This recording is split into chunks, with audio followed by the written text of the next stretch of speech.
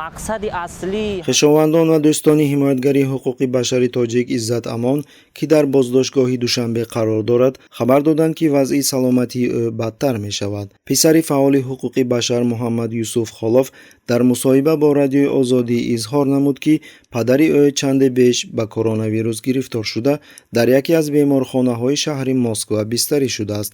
пас аз ҷавоб шудан ӯ ҳанӯз давраи барқароршавиро тай карда натавонист. қаблан 30 март Муҳаммад Юсуф Холов пас аз мулоқот бо падараш дар яке аз боздоштгоҳҳои муваққатии пойтахт ба хабарнигорон гуфт, ки намояндагони вазорати корҳои дохилии Тоҷикистон ваъда доданд, ки падари ӯро пас аз ҷуброни зарари моддии гӯё ба онҳо расонида шуда раҳоӣ хоҳанд кард. аз он лаҳза зиёда аз 10 рӯз гузашт, ки Иззат Амон ҳанӯз дар боздоштгоҳ қарор дорад. ёдрас мекунем, ки аввалин паёмҳо дар бораи нопадид шудани Иззат Амон дар Москва рӯзи 25 март дар шабакаҳои иҷтимоӣ пайдо шуданд.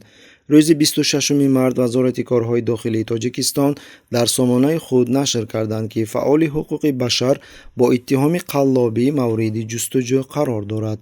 рӯзи 27 март маъмурони интизомии Тоҷикистон аз боздошти Иззат Амон дар фурудгоҳи Душанбе хабар доданд. ин боиси тӯфони хашм ва норозигӣ дар байни шаҳрвандони дар муҳоҷирати меҳнатӣ қарор дошта ва ҳам шаҳрвандони дохили кишвар гардид. мардум ба интишори паёмҳои видеоӣ шурӯъ карданд, ки фавран раҳоӣ кардани Иззат Амонро талаб мекарданд. дар посух режими Раҳмон дар шабакаҳои иҷтимоӣ як нав флешмоби интиқомиро бо паёмҳои видеоӣ аз ҷониби ашхоси шикояткунанда аз Иззат Амон ба ҷиноятҳои гуногун муттаҳам кард.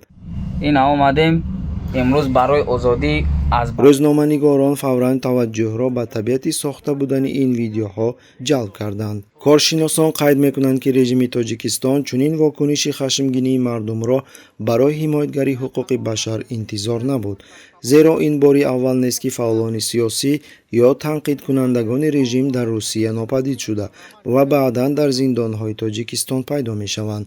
аммо то ба ҳол чунин вокуниш аз ҷониби ҷомеа дар Тоҷикистон ба назар нарасидааст. ба таҳририяти хабарҳо аз як манбаи наздик ба мақомоти амниятии Тоҷикистон хабар доданд, ки таи 2-3 моҳи охир мақомоти ҳифзи ҳуқуқ дар кишвар ба як нав шикор машғуланд.